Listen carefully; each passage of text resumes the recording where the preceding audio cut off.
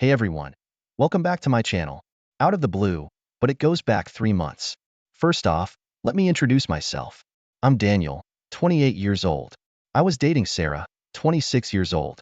But then I found out she had been cheating on me with a guy named Mike, 33 years old. Furthermore, Mike was engaged to a woman named Linda. She was 30. Sarah and I have been together since college, living together, fighting now and then, but mostly playing the fool in love.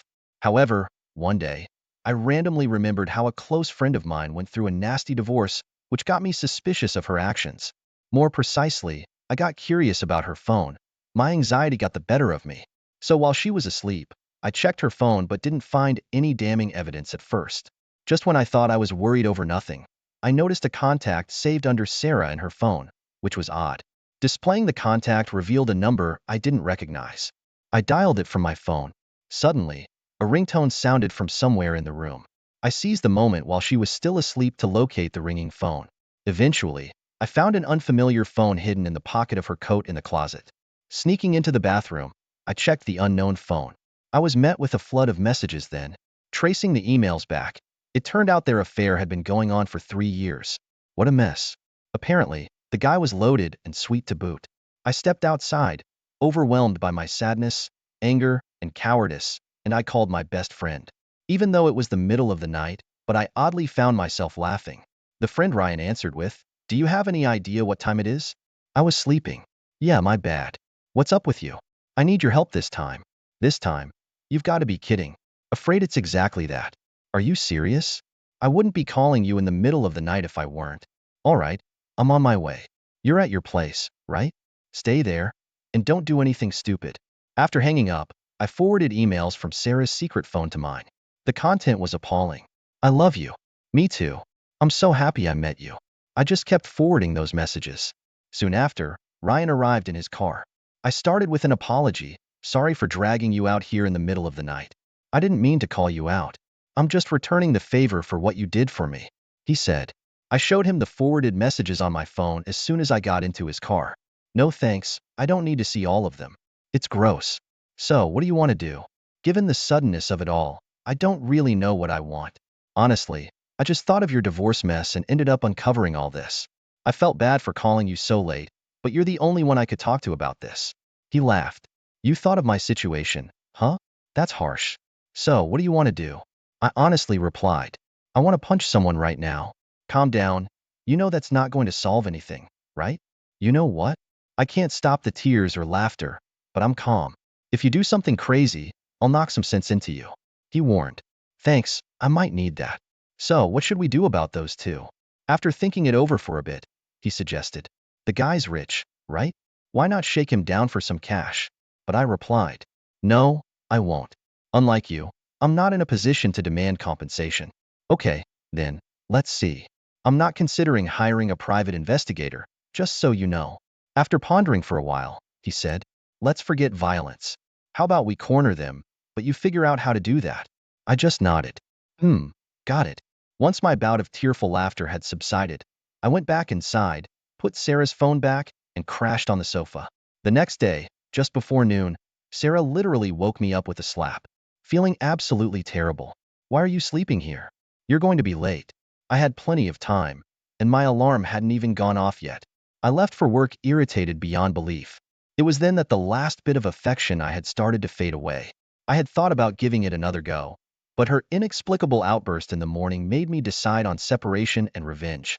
From then on, I pretended everything was normal while sneaking peeks at the emails on the closet phone at night.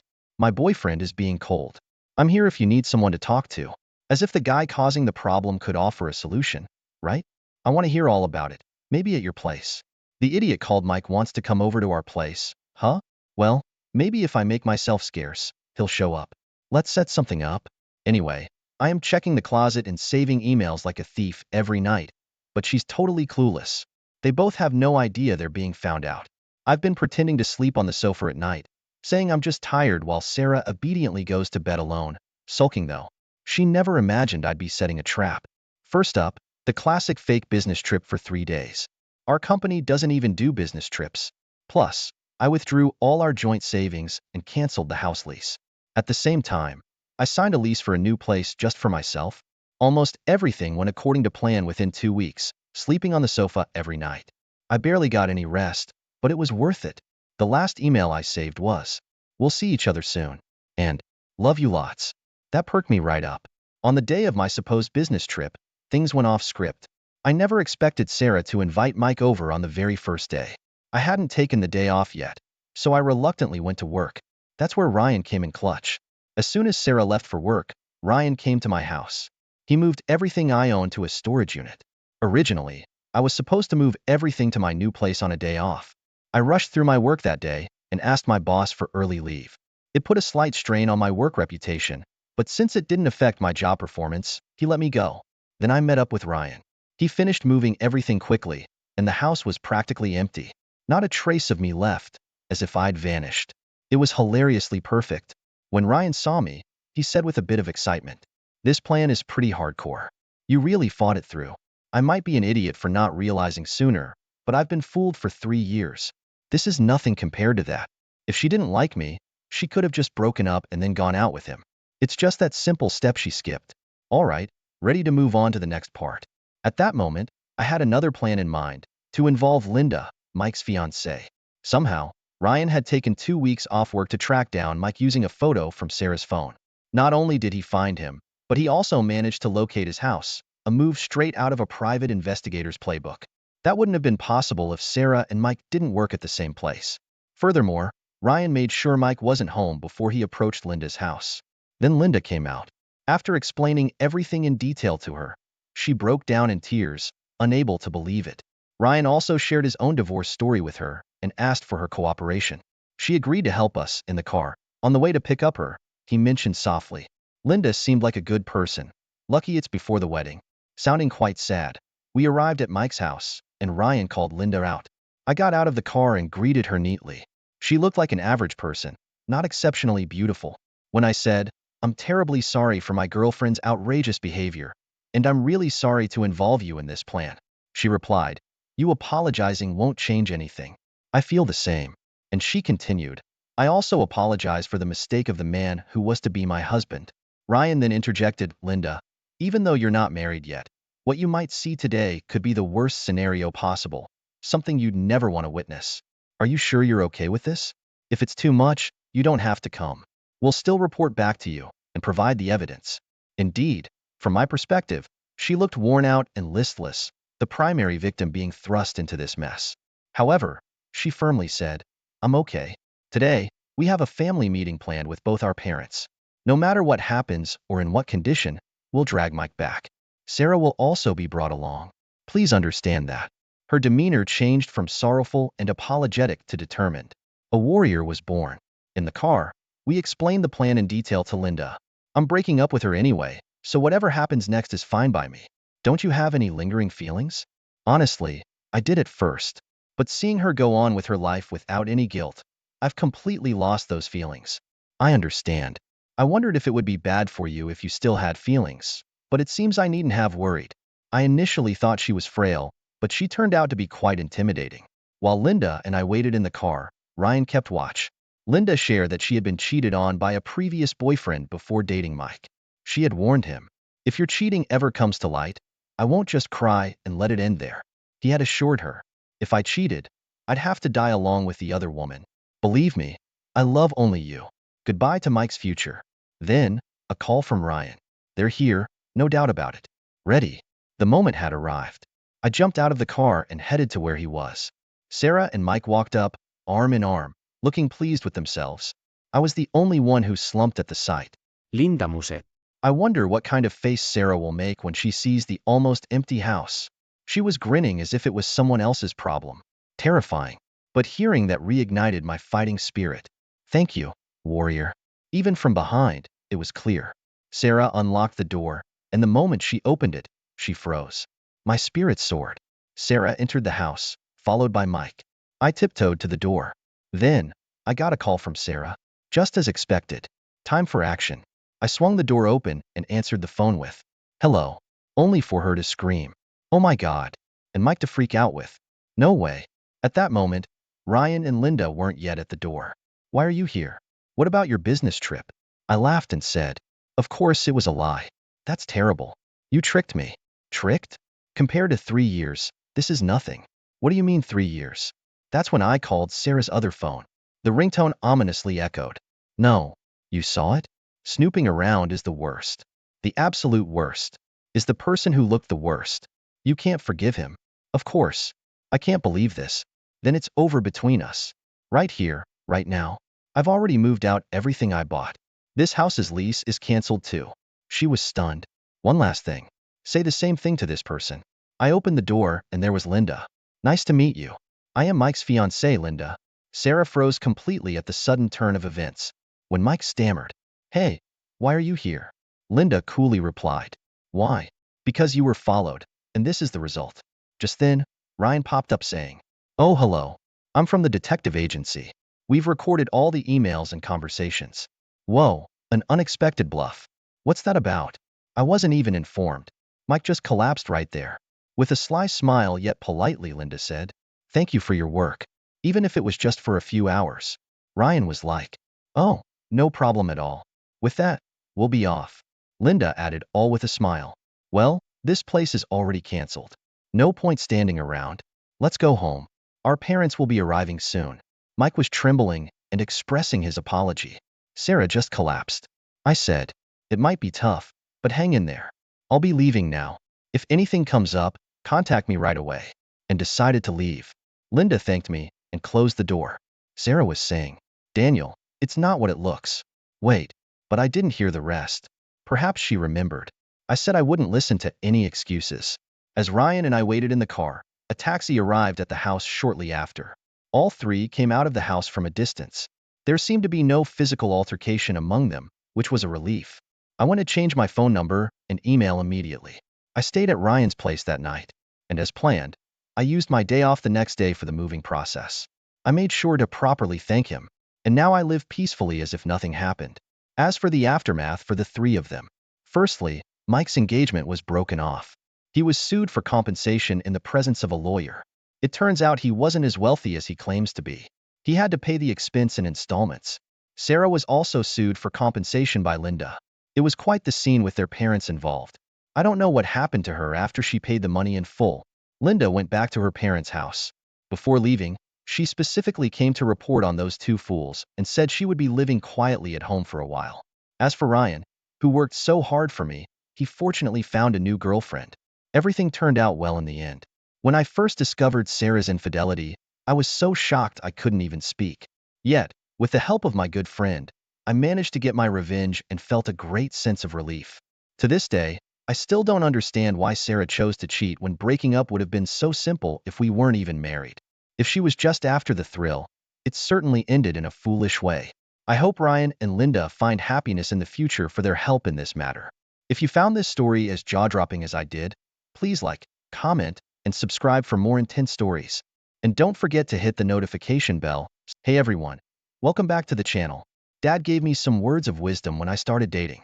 He said, "Son, high-valued men don't tolerate any kind of disrespect, manipulation, or lies from girls or women. Be true to yourself and always be a high-valued man." Well, this is when my turmoil started. Bad news, sweetheart. The merger meeting has just been moved up and I need to leave tomorrow morning and won't be back until late Sunday. I know how important this wedding is to you, especially because you're the maid of honor. You need to understand that I just got this promotion to CFO and I can't miss the meeting because there's too much riding on it for the company and our future. You'll have to go without me. I'm sorry. Are you serious? You know how long we've planned this. And now at the last minute, you're going to cancel and I'll be there alone. Do you have any idea how embarrassing that will be for me? Isn't there anything you can do? Can't someone else go in your place? Vera, this deal is valued at over $2 billion, and I lead this project. You know how hard we've worked on it over the last year, and no, there is nobody else that can take my place. Too many people's jobs depend on our success. I'm sorry. I know this is difficult, and I'll make it up to you with the bonus money. We'll see from this deal. I know you're angry, but there's nothing I can do. I'll be back on Sunday. To say she was pissed was an understatement. She stopped talking to me and told me to sleep in the guest room. No intimacy or sex before my trip. That wasn't normal. Her coldness and anger were also a lot of character. I tried to understand, but was unable to alleviate her anger. So I packed for my trip and slept in the guest room that night. I knew the wedding was important to her because of all the struggles her lifelong friend, Carol, had gone through. Her ex-husband cheated on her during her life, threatening illness, and abandoned her because he couldn't watch her slow death. He took the coward's way out. It devastated Carol and didn't help her situation. But after a miraculous recovery, Carol filed for divorce due to abandonment and lived with depression for the next 5 years. All her friends and family were there for her and tried to cheer her up to no avail. Then one day she met a guy at the grocery store and her world flourished and she became her old self. Once again, her friends and family's prayers were answered and everyone wanted to celebrate the joyous occasion. Brandon, her fiancé, loved her deeply and planned this fantastic wedding. Vera was her best friend and the maid of honor. She was there for her friend the entire time. I knew this was important to Vera and I hated having to cancel, but there was nothing I could do. I knew that I would have to make it up to her and somehow deal with her anger. Before leaving on my trip the next morning, I tried to give Vera a kiss goodbye, but the door to our bedroom was locked and she wasn't about to open it for me. I told her I loved her and would call her when I landed in Germany. Without any reply, I sadly walked to the waiting limo that drove me to the airport. I felt terrible and unhappy about her actions and not understanding my situation. After 19 years of marriage, I would have expected more tolerance and caring. I called her before the flight, but her cell phone went right to voicemail. I left her a message apologizing once again, hoping for a reply. I sent another text before takeoff and another when I landed 10 hours later. Still no reply, no voicemails, no texts. I knew she was pissed and that I would have a great deal of apologizing to get back in her good graces. With no other choice, I called our twin girls at college and told them about my trip and how my work plans had changed, that their mom was angry with me and not returning my calls. I asked them not to say anything and just to check in on her to make sure she was okay, that I was worried about her, and that I would feel much better if they could let me know she was okay. They understood and told me they loved me. They've always been daddy's girls and I love them dearly.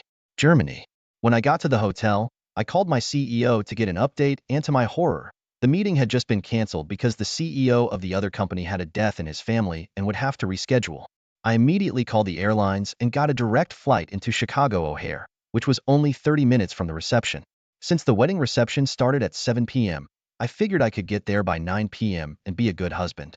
I was sure that would make her happy. After getting the rental car, the GPS gave me directions to the reception hall.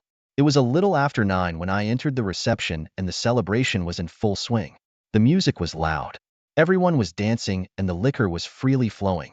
There were lots of drunk people partying and enjoying the celebration. It was indeed a happy occasion and I was happy.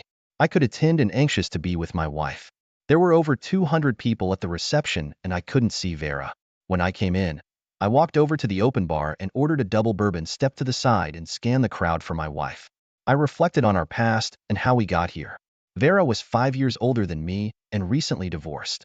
When we met her ex-husband, Dr. Daryl Darlington was a medical resident at Mercy Hospital. When they were divorced, Dr. Darlington, as he liked to be called, was caught cheating with one of the nurses at the hospital. When Vera found out, she kicked him out, devastated by his betrayal. She wanted children and a happy life, but the asshole destroyed her dreams. She divorced him and was depressed and penniless after the divorce because residents don't earn much money and the divorce simply split their holdings. She turned to waitressing and was barely making ends meet. Because of this episode in her life, she knew firsthand how Carol felt. When I met Vera, it was love at first sight. I fell head over heels for this lady. She may have been broken and depressed, but I knew she was a diamond in the rough. I saw her obvious beauty, but fell in love with her heart and her caring personality. I saved her from herself, turned her life around, and gave her 19 beautiful years filled with the love of our twin girls. Vera loved my no-nonsense attitude when it came to relationships. We constantly discussed loyalty and commitment, and this made her feel safe and secure. I made it clear that I was a loyal partner and would never put up with cheating in any way, and praised her for dumping her cheating husband, no matter how difficult it was. I explained that many people would put up with it to save a marriage or to remain secure financially, and was proud of her strength to move on. That was the foundation of our marriage: trust, loyalty, and commitment. Until this damn wedding, I was living a wonderful life, completely fulfilled and in love. Vera looked great for 44, but I was 5 years younger and in great shape. In fact, at 39, I was in the prime of my life due to my constant gym workouts and 5K runs. I was at peak performance. She had a fantastic body and we were excellent in the SEC. There was no issue with our age difference, and we had rarely discussed it over the years. We had raised two incredible twin girls, Katie and Carrie, who were now in college, 4 hours from home. They were happy and experiencing college life while getting ready for their future. We had a great family and a stable marriage. At least, that was my belief until I saw my wife sitting alone with Dr. Darlington, her ex-husband. I knew Daryl was a friend of Carol, the bride, but I didn't expect him to be at the wedding, let alone being here single without his wife. Tired from the travel and curious at what I was seeing, I stood there and watched them sitting alone. I was shocked at how very friendly they were considering their history. I decided to watch for a few minutes to see exactly what they were doing. It didn't take long for my world to deteriorate. I was about to approach them and break up their love fest, but before I could make my move, she stood up, took his hand and led him onto the dance floor. She looked terrific in that tight, fitting ivory gown and my heart went out to her, praying for this to be nothing more than a dance. Her forwardness shocked me as they danced to several slow songs. I nursed my drink and waited to see what happened next. I could tell that Vera had been drinking from the way she was flirting, which wasn't uncommon after several drinks. She always got horny and flirty with me, which was normal. What was not expected was her kissing another man who wasn't me and doing it openly in front of her friends. Everyone knew she was married to me, and that pissed me off even more. I felt humiliated and angry as I watched my wife give her love away, still frozen in shock. My blood was now boiling as I watched him openly grabbing her ass and kissing her as she responded in kind. My anger grew, and as I was about to approach them and break it up, when they walked back to the table and sat off to the side, they started making out like a honeymoon couple, and I could clearly see his hands on her breasts and her hand under the table. Just before I was about to confront him, I realized that my marriage was over. I remembered my father's words, high-value men don't tolerate disrespect, and I decided to act, but not in a violent way. I could have made a scene, disrupted the perfect wedding ceremony, stopped them, and prevented it from going further. But why? I thought if she wants him, she can have him. She is no longer mine. With a strange calm, I took out my phone, zoomed in, and took several close-up photos, a short video, and then sent her a text message. Well, I text, great news, honey. The meeting was postponed and I'm back, but it looks like you're in good hands tonight. I'll be heading back home and I assume you'll be spending the night with Dr. Darlington. Now I understand why you haven't answered my calls or returned my text messages. Well, have fun and enjoy the death of our marriage. I'll be going by the time you get home tomorrow. I hit send and watched calmly, wondering if she would pick up her phone and read the text. As I watched, I could see her phone light up with the notification of an incoming message. She saw it light up on the table and picked up the phone. She then started hitting some buttons, obviously looking for the message. Vera seemed to have sobered up quickly, as I saw the expression on her face become serious. As soon as I saw her reaction, I headed out of the reception to my car. Vera must have panicked and saw me leaving, but I made it outside before she could reach me. As I opened my car door, I heard her scream, "Sweetheart, please wait." With a cold stare, I just shook my head, got in my car, and left the parking lot before she could reach me. My phone immediately started to ring, but I was in no condition to answer it, much less speak to her. If she wanted to be with her ex, then we were through. Hell, after what I just saw, we were done anyway. 22 years after divorcing that cheating asshole, she jumps back into his arms. The first chance she gets, well, she'll have to explain things to the family and kids because this is all on her. Dozens of frantic text messages started arriving on my phone. Please come back. Let me explain. I love you. Please come back. Damn it. It wasn't what it looked like. I love you. But after 2 days of 10-hour flights, 2 days of no return calls or texts, the cold shoulder and watching her with Dr. Darlington, I was in no mood to listen to her apologies. In fact, I was as angry as I had ever been and wanted nothing to do with her or her bullshit. After 20 phone calls and texts, I pulled over and sent one text message back to her. The text I sent read, "Screw you. My work was going great. My kids were off to college, which was already funded, and I had nothing tying me down. I was still young enough to make a new start." After 4 hours into my 7-hour drive back to Nashville, I pulled into a diner to get a bite to eat and take a short nap in the car before I continued my drive back home. While eating my eggs and bacon, I decided to let the world know exactly how I felt. At the time, Facebook was the most popular social media site where everyone visited and exchanged updates on their life. Between bites, I changed my Facebook status from happily married to single and available. Then I posted 2 photos. I took a Vera and Daryl and a deep kiss at the wedding. In the second photo, you could see his hand on her breast. Under the photo, I explained that Vera was trading up and getting back with her ex-husband and that I was now back on the market. Yes, it was immature, but in my mind, it was the truth. I was moving on without her. The funny thing is that Daryl, her ex, was almost 50 years old, balding, overweight, and without trying to sound conceited, not an upgrade by any sense of the word. What the hell was she thinking? Throwing us away for some old worn-out dude who had already cheated on her. Maybe she wanted to be with a doctor instead of an accountant. To be honest, it hurt. In fact, it hurt a lot. I felt more pain at that moment than I could ever remember. I felt sad and angry, but it made me laugh at the ridiculous situation. She was throwing her marriage of 19 years away for an old guy who cheated on her over 20 years ago. The hell with her and fuck him. He can have her. They deserve each other. I wasn't the kind of guy that put up with that type of disrespect. I'm sure there are lots of guys that would say it was only a kiss and some touching, and that there is no reason to leave her. Sorry, but in my world, either my woman is committed to me, or she is free to be with someone else. We all have to live with our choices. After the late breakfast and a 2-hour nap in the car, I got back on the road, pulling into my driveway at 7 a.m. When I turned on my phone, it started dinging with dozens of notifications. So many came in that I didn't think they were ever going to stop. There had to be over 100 messages from her parents, sister, and friends. Within 5 minutes of turning on the phone, it started ringing and I noticed it was Vera. I wondered if she got any sleep last night or if she spent it with the doctor. No matter, I ignored her calls because I was past all that now and only focused on getting what I needed out of the house and moving on. I got along well with her family.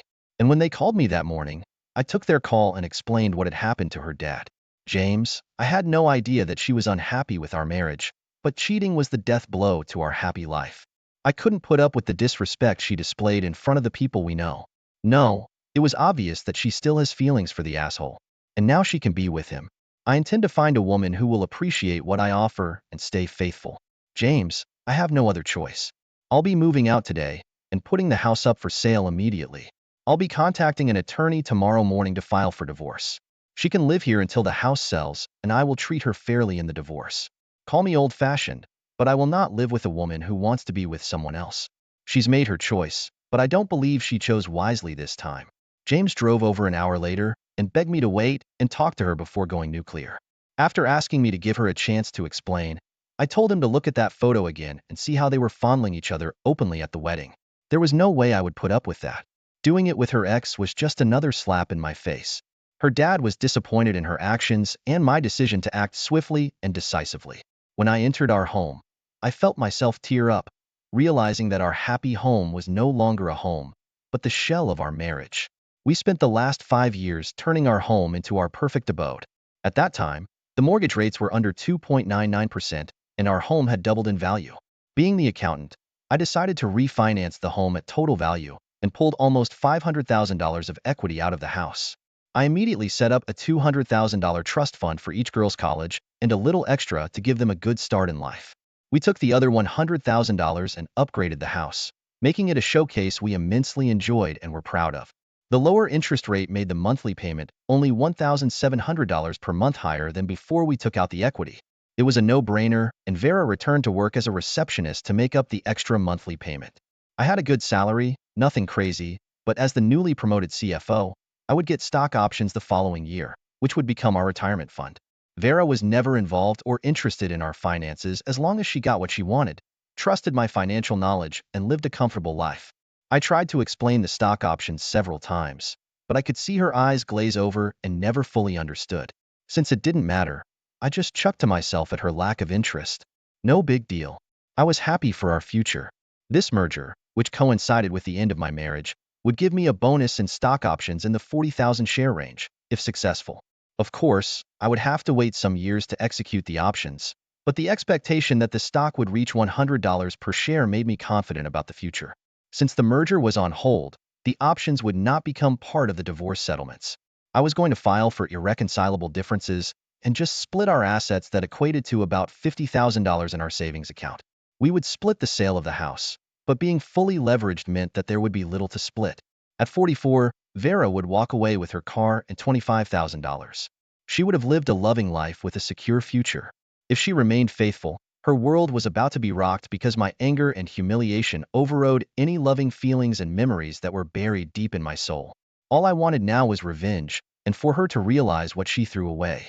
After packing up my truck, I sat at the kitchen table and enjoyed my last cup of coffee in the home we had made together.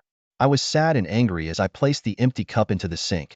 I left a short note on the table, telling her not to call me, and we would talk once the divorce papers were ready. I didn't bother signing the note and just placed my wedding ring on the papers. Before I left for the last time, I opened my laptop and split our funds and canceled our joint credit card. After paying off the balance starting today, she was on her own. If she fought the divorce, she could pay all the bills herself. There was no way she could afford the mortgage and utilities. The house would be in demand and sell quickly at the right price. If she didn't fight the divorce, we could quickly end this sham of a marriage and she could go back to her beloved Daryl.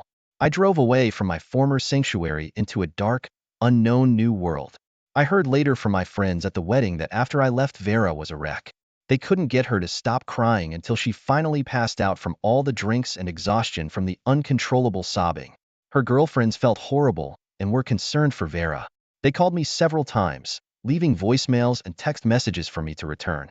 To prevent her from ruining the wedding reception, the girls brought her back to her hotel room, put her to bed, and checked up on her several times that night.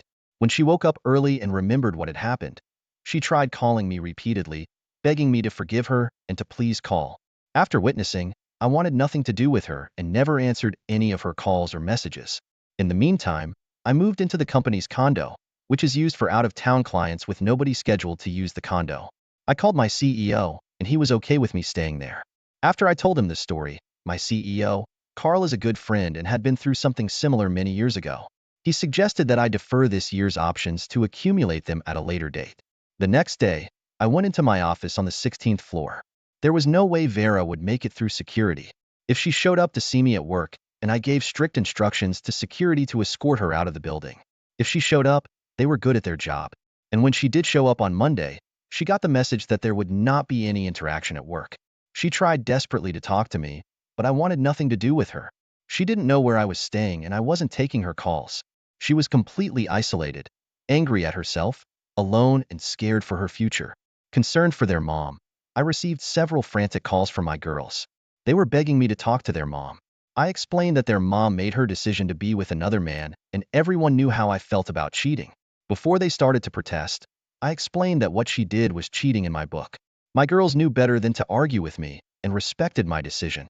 I calmly tried to explain that their mom chose another man over me, and I no longer had any obligation to her and our divorce was imminent, but I would always be there for them and wanted to keep them in my life. I told them to remember this when they're married and never to disrespect or cheat on their husband, because most men would not stand for that level of disrespect. Funny things happened after my Facebook post. Besides taking calls from all my friends and family asking me to explain, I became a hot commodity with the ladies. Suddenly, I was on the market and started dating much younger women with more energy and enthusiasm than I had enjoyed over the last few years.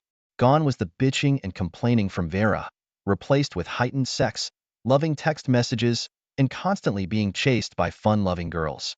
I met my future wife, Cheryl, a month later, and we quickly became an item a few months after the divorce was finalized. Vera was upset when she learned of my new lifestyle, mostly angry at herself, but jealous and upset with me for not giving her another chance before the divorce. I turned down all of her requests for a meeting and only communicated with her through the attorneys. In the end, the house sold quickly after real estate fees and closing costs. There was less than $1,000 in equity, which I instructed to be given to Vera. The attorneys fought hard for my options, but the court ruled that they could not attach possible future earnings and use my average income to come up with a settlement. Since Vera was working, the alimony wouldn't be difficult, and I finally agreed to support her for 2 years at $2,000 per month, not a windfall, but enough for Vera to survive on until she got back on her feet or found another sucker to marry her, which wasn't going to be me. For the following years, I never did speak to Vera and only communicated through our attorneys. She moved to Chicago where she had friends and a support group without any other prospects. She moved in with the aging Dr. Darlington. She would never be the same happy woman she was with me and realized what she had given away because of her anger and selfishness. It wasn't like she didn't know how I would react, but she made a bad decision.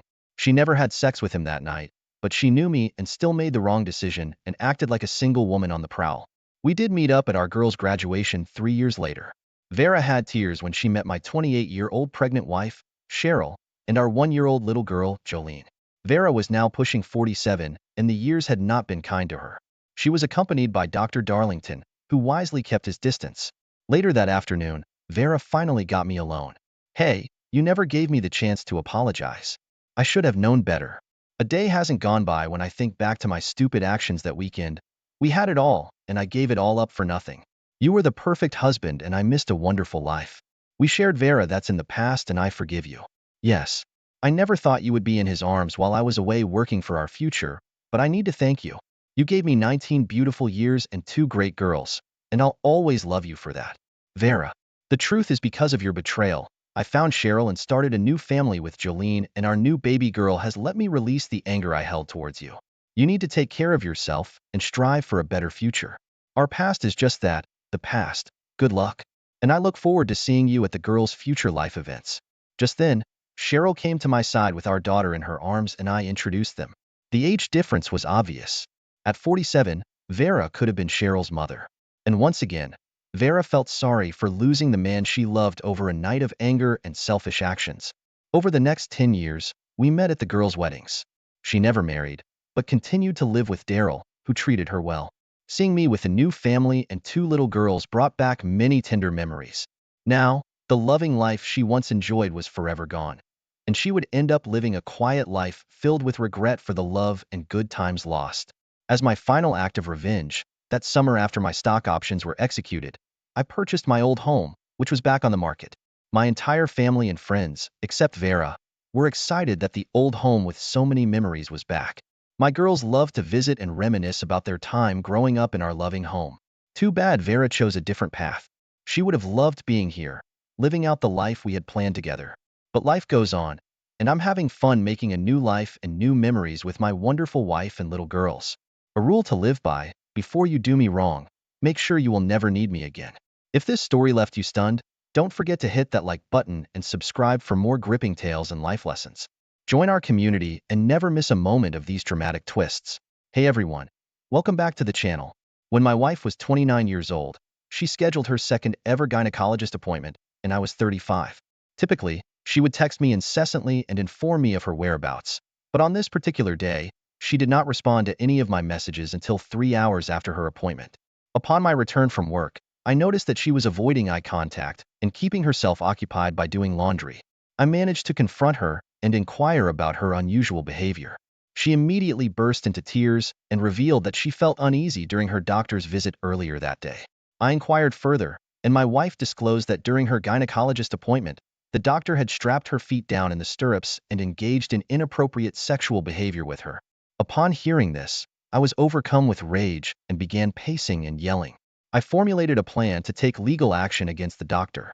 However, my wife hesitated before, revealing that something else had occurred. The doctor had also engaged in sexual intercourse with her while she was restrained on the table. Despite her apparent distress, I sensed that she was not completely upset and was trying to mask her true emotions. I was deeply saddened by my wife's revelation, but I chose to hide my perception of her facade. Perhaps it was because I didn't want to accuse her of willingly engaging in a sexual relationship with her doctor. Instead, I suggested that we take legal action against him for malpractice. When I brought up the idea, my wife seemed embarrassed and uneasy. She insisted that we didn't need to pursue this route and that she simply wouldn't return to that doctor. I expressed my disagreement and stressed that he needed to be held accountable for his actions. What if he had done this to other women? My wife appeared dumbfounded by my question and was at a loss for words. The following day, I was surprised to find my wife preparing to go to work as usual. However, I chose to stay home and began searching for a lawyer to handle our case. Just as I was about to make a call, I noticed that my wife's iPad was left unattended and curiosity got the best of me. Upon checking it, I discovered a notification from someone labeled as L on her WhatsApp. They had arranged to meet at an out-of-town location during the last hour of her workday. My wife had replied with a winking face and confirmed that she could leave work early.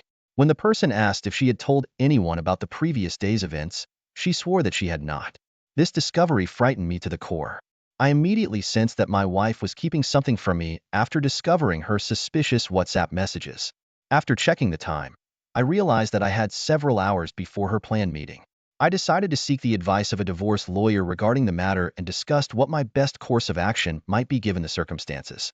He agreed that her behavior was peculiar and recommended that I gather evidence to confirm my suspicions.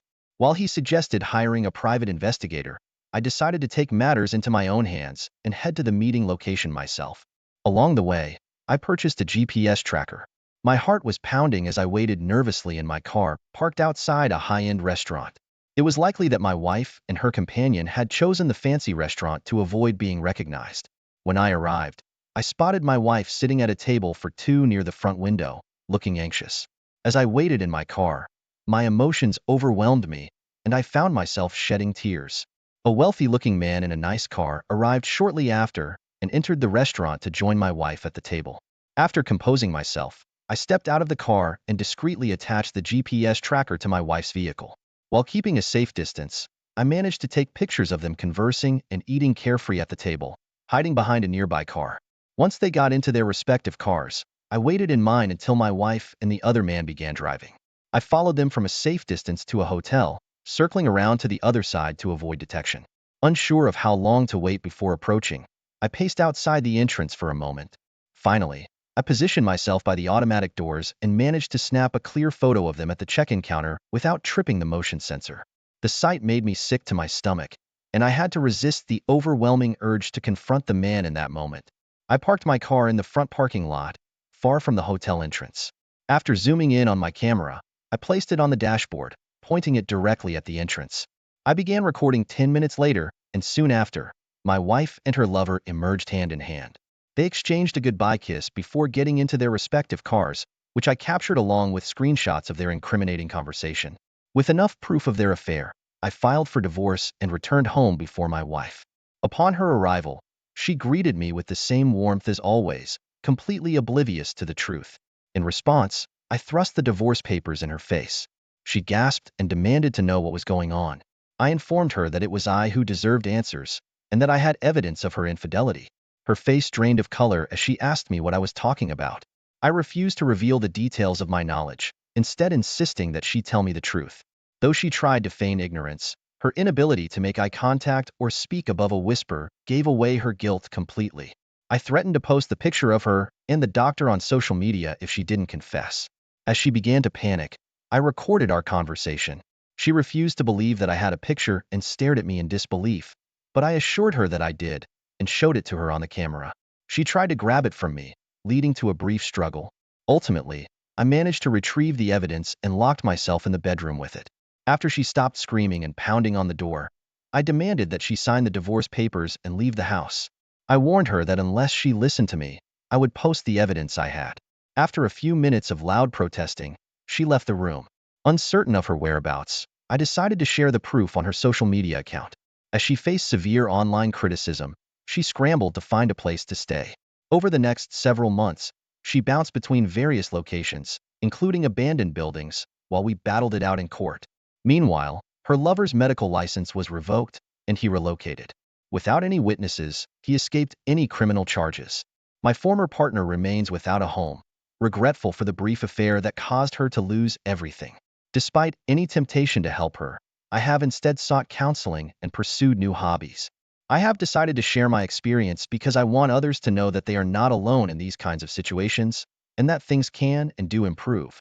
Great work, Op. My response: I am extremely proud of you for how you dealt with the situation. Not only did justice catch up with your unfaithful partner, but with her lover as well. Op. Please continue to take the necessary time to heal from this experience. Remember that things will eventually look up for you. Moving on to our second story for today, I would like to express my gratitude for this community, which has been a great source of help and support. I would like to share a shortened version of my story. My ex-wife and I were together for 6 years before we tied the knot in June 2021. During the pandemic, despite the challenges, we managed to have a beautiful wedding, and it was one of the happiest days of my life. After a few months had passed, my wife underwent a significant change. While I continued to work from home, she chose to go to the office regularly, as she was employed by a large company. Although longer work hours were typical for her job, she began to neglect our quality time together on weekends and spent a lot of time with her horse. Additionally, she started to belittle my accomplishments and claimed that I was no longer ambitious, despite my success at work. Many people warn that the first year of marriage can be a challenge, so I made an effort to take my wife on regular date nights to reignite our relationship. However, despite my efforts, she remained aloof and critical, causing a significant blow to my self-esteem. I agonized over what I might have done to cause her behavior and feelings, but I couldn't find any reasonable explanation. As a result, I struggled to sleep and became consumed with the fear of losing my wife to another person. These months were incredibly difficult for me because I never imagined that I could lose the person I married so soon after our wedding. I convinced myself that the reason for my wife's behavior was the stress of her job. In an effort to avoid worsening our issues, I chose to ignore the negative thoughts and suppress them. Unbeknownst to me, my wife was actually gaslighting me throughout this time. Despite my suspicions, I planned a romantic weekend by the beach to try and rekindle our relationship. Unfortunately, instead of improving things, her contempt for me only grew stronger. On the day of our dinner, I expressed my love for her, but she did not reciprocate. Later that same evening, my wife asked me to take an NSFB photo of her in a bubble bath. When I expressed concern that the photo might be too risky for social media, she brushed it off, saying it wasn't intended for that purpose. Although we had been physically intimate throughout our marriage, my wife refused to be intimate with me during the trip. This behavior only fueled my suspicions, and I eventually confronted her about it, demanding that she be truthful with me. At first, she denied everything, but I persisted, even though I didn't have any concrete proof. Eventually, she came clean and confessed. During our confrontation, my wife finally admitted to having an affair with her boss for several months. She also revealed that he had been pressuring her to leave me. The news triggered a panic attack, something I had never experienced before. Once I had calmed down, I realized how foolish my wife was for falling for his lies. I told her that I planned to inform his wife about the affair. She responded by saying that the wife would find out, but I wouldn't be the one to tell her. This response was a clear indication that my ex-wife had convinced herself that she would run away with her boss. It was a sick and manipulative behavior that made me realize that the person I had married was not who I thought she was. After my wife admitted to having an affair with her boss, she took control of the situation. She changed my flight that night, sent me to my parents' house, and informed me that she would mail me some boxes of my clothes. As soon as I arrived at the airport, I contacted the boss's wife via social media, and things spiraled out of control from there. It turned out that the boss never had any intention of leaving his family. In an attempt to salvage his marriage, he distanced himself from my ex-wife as quickly as possible. HR had to get involved, and my ex-wife quickly gained a reputation around her office. Despite my ex-wife's tearful pleas for reconciliation, I made it clear that her infidelity had sealed the fate of our marriage. In the aftermath of the divorce, I was determined to move forward and find happiness. Thankfully, things have turned out well for me. I now reside near some of my closest friends, have met a wonderful new partner, and have landed a great job in California. Through this experience, I have learned to value and love myself again. I have come to understand that my ex-wife's negative opinions of me during our marriage do not define my worth as a person. Ultimately, success has been the best form of revenge, and I am grateful for the new life I have built. I am much happier now that she's no longer in my life, and although I sometimes feel sad about what happened, I am grateful that I found out before we had children. I want to apologize to you, OP, for the hurt that your wife's actions have caused you. It's satisfying to see karma catch up with cheaters who become delusional and believe their affair will last forever. In this situation, your wife foolishly believed that her boss would abandon his wife for her, and that they would live happily ever after. It was like a fairy tale in her mind. However, I'm relieved to know that she eventually came back to reality and must now face the consequences of her actions for the rest of her life. I'm Mike Harrison, 50 years old, just an average office worker. I live with my wife, Maggie, who's 10 years younger than me, and our 20-year-old daughter, Karen. Tomorrow is my wife's birthday. I plan to take her to the aquarium she's always wanted to go to. And for dinner, I've booked a table at a French restaurant and bought her a gift. Plus, I've got another surprise for her tomorrow. Can't wait to tell her. I bet she's going to be over the moon. A few days ago, when I told Karen about it, she said, "I hope Mom will love it," giving it her seal of approval. But something seemed off. Normally my daughter is very energetic, but she seemed down. So I asked her if something happened at her college. After pondering for a moment, she replied, "Nothing, just a bit tired. I hope that's all it is."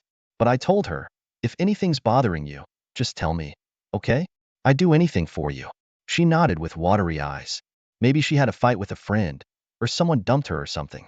Kids don't necessarily want to open up to their parents always, so I decided to give her some space. Because of my frequent business trips, I often leave Maggie and Karen feeling lonely. That's why I want to make her birthday special.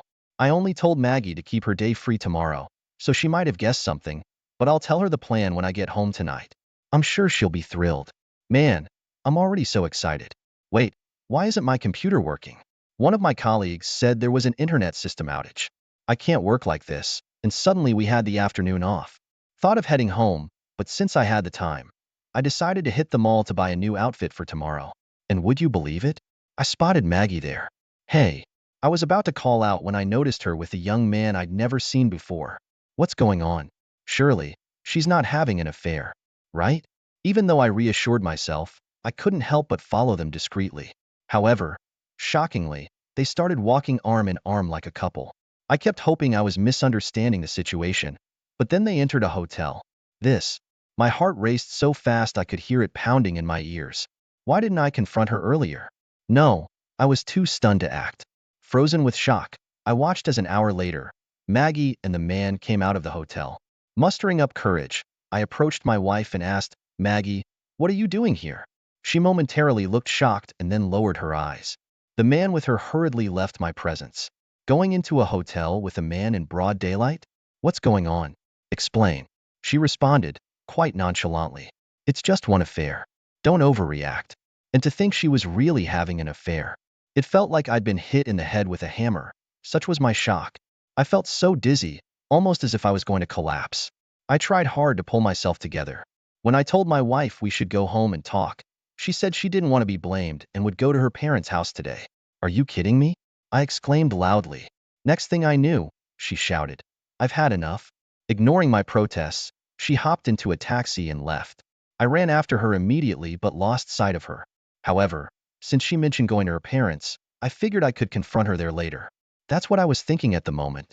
More than that, does once mean she cheated for the first time today? What did I do wrong? Lost in my thoughts, I trudged back home and entered the living room. Seeing my downtrodden face, my daughter looked at me with concern. Dad, what's going on? Your face is so pale. Oh, there's been a bit of a situation. I have no choice but to answer like this. I can't tell her that mom has been having an affair. So, in a split second, I come up with a lie. Your grandma isn't feeling well, so mom wanted to take care of her. It's been quite a situation. It was really tough. It was so exhausting. When I said that, my daughter, Karen, replied, Oh, really? But she seemed to sense something. Are you lying? Did you actually see mom cheating?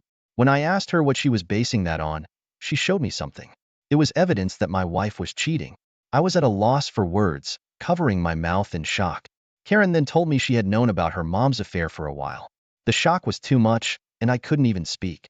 And the only one who didn't know was me. I was in a daze for a while, but I knew I had to talk to my wife. I tried calling her, but it seemed like she blocked me because the call didn't even ring. With no other option, I called my wife's parents' house. Even though she should have been there by now, they said she hadn't arrived yet. Where could she possibly have gone? Could she have gone back to that other man from earlier? As I was worried not knowing her whereabouts, my daughter said, I can find out where mom is. Just give me a minute. With that, she quickly checked the location services on her smartphone. To my surprise, she was at an apartment building nearby. Moreover, through the timeline feature, we could see where she had been all day. I was amazed by my daughter's quick thinking, but I decided to go to that apartment. After waiting for about 30 minutes, I saw my wife come out of the apartment with that same man. She looked utterly surprised, probably never imagining I'd find out where she was. As soon as she saw me, she looked shocked. The man quickly retreated back into the apartment. I can't forgive her. I can't be with her anymore. Unable to hold back, I confronted her about getting a divorce. So, you're getting together with him? I said. She replied, remarrying him is not an option. After all, he has a wife and kids. I was taken aback to learn they were both cheating on their spouses. It's disrespectful to their family to even come into their home. I retorted. She explained. This is a vacation home he's renting. I didn't care about that. Arguing in front of the apartment would just cause a scene, so I suggested we move elsewhere to talk. She snapped back. I've had enough of your lectures. I don't want to hear it, and tried to walk away again. At that moment, our daughter showed up from behind and urged her to talk things out. With both Karen and I holding onto her, we made our way to a nearby park and took a seat on a bench. Without hesitation, my wife spoke words I couldn't believe. I'll gladly get a divorce. I've been patient all these years, but I can't stand being the wife of a dead-end office worker. And you know what? You're just an old geezer who's not good enough for me. She had the nerve to say that. How shameless can she be? Just then, a voice came from behind. That's right. Turning around, for some reason, my mom was there. Had she just happened to be passing by? After hearing my mom's words, my wife sarcastically said, "Well, isn't that surprising? I always took you for a dim-witted old bat. But seems you realized a gorgeous woman like me is way out of league for a scrubby mop like your son." As my daughter and I were taken aback, my mom sharply retorted to my wife, "A woman like you, who can cheat without a second thought, is certainly not a good match for my sincere son. Are you so dense that you can't even understand that? Maybe you've got rocks in your head." "What did you just say?" my wife exclaimed, visibly angered. After a brief pause, she continued, "How did you know about my affair?" My mom then explained that my daughter had confided in her about it some time ago. "Wait, what?" my wife exclaimed in shock and confusion. It seemed she hadn't realized that our daughter had known. She assumed that it was something my daughter had followed me to because I couldn't come to the apartment alone with the interloper. Moreover, when my wife and her lover came out, my mom was on her way to our house after getting a call from our daughter. Mom said that as she passed by the park, she saw us and decided to approach. Despite all this, my wife turned to Karen and accused, "Did you set this up? Such an unbelievable woman. Enough already. Can't you see how much our daughter has been hurt by discovering her mom's affairs?" And then, to add insult to injury, she lashes out at me with words like, "Shut up, and you're worthless." It's obvious that our relationship is beyond repair. My wife agreed to a divorce, so we've decided to part ways. Karen also agrees with this decision. When I informed my wife that I knew she'd been having affairs with 5 different men over the past 3 years, she feigned ignorance with it. "What? What are you talking about?" I let her know that I've seen the photos on her smartphone as evidence of her past affairs, hinting that she might be looking at paying a hefty alimony. In response, she frantically began pressing buttons on her phone. Peeking over, I noticed she was deleting the pictures. "Doing that won't help." When I told her I had everything backed up, she exclaimed, "What? What's that about?" She then lashed out, saying, "You're playing dirty." I snapped back, "Don't you dare get mad at me." And she recoiled, clearly startled. I haven't told my wife, but it wasn't me who did all this. It was all thanks to our daughter, Karen. Karen had been suspecting her mom's infidelity for a while and accessed her account from her own computer to verify her suspicions by checking the photos. She saved those incriminating pictures on her computer. After a particularly rough day, I came home and Karen showed me those pictures. The images were so shocking that I could hardly bear to look at them. I can't help but feel heartbroken thinking about how distraught and saddened Karen must have felt seeing her mom like that. Though she saved them for my sake, just thinking about what went through her mind when she stored those images on her computer makes my heart heavy. My wife has always struggled with tech stuff, especially smartphones and computers. Every time she got a new device, Karen would help her set it up. That's how Karen knew about her mom's account details. Upon realizing her secret was out, my wife stared blankly into space, completely shell-shocked. She looked just as devastated as I had been earlier. And then, to add to her distress, Mom delivered the final blow. "You could have been rich, but you missed out on a fortune. Ha, ha, ha, ha." My wife, looking puzzled, turned to my mom. I decided to spill the beans on the secret I had planned to reveal on her birthday tomorrow. Turns out, my mom had won a whopping $7 million from the lottery ticket she bought last month. Moreover, she had promised to give that money to my dad and our family, and had already made preparations to hand it over to us. After hearing this, my wife quickly said she'd reconsider the divorce, but I made it clear that me and Karen's feelings remained unchanged. Karen spoke for my wife, who was very upset with me. "For your birthday tomorrow, Dad had planned a whole day for you, including a visit to the aquarium and a fancy French dinner. With such a loyal and honest man as our father, how could you even think of cheating on him? It's embarrassing to think you're my own mom." Then, Karen confessed that she had known about her mom's affair for a while but couldn't say anything. As she finished speaking, she ran to my mom, hugged her tight, and burst into tears. It must have been so hard for her. She must have been suffering in silence for so long. "I'm so sorry. I truly am. I'm sorry for not noticing." I gently touched her shoulder and felt her body tremble. I'll never forgive my wife for putting Karen through this. I no longer wanted her in our home, so I called her parents and explained everything, asking them to pick her up. My in-laws assured me they'd make her face the consequences and took her with them. After watching them leave, Karen said through her tears, "Thank you, Dad, for always working so hard for us. I've always admired and respected you. I want to repay your kindness from now on." I couldn't help but cry at her heartfelt words. What a kind-hearted girl she is. Even though she must have been the one most hurt, I shared my feelings with her. "It's me who should repay you, Karen. I don't know where I'd be without you. I'm truly sorry. It must have been tough for you. From now on, I'll protect you no matter what. I'd do anything for you. So, please, don't suffer on your own anymore. Karen responded, You said that before, didn't you? But seeing how genuine my feelings were, she said with tearful eyes, it makes me so happy to hear that from you. I just wanted to reassure her. Suggesting we head back home, we returned with my mom. Once we got home, Mom prepared a heartfelt warm meal for us. Taking a sip of the soup, it oddly comforted me.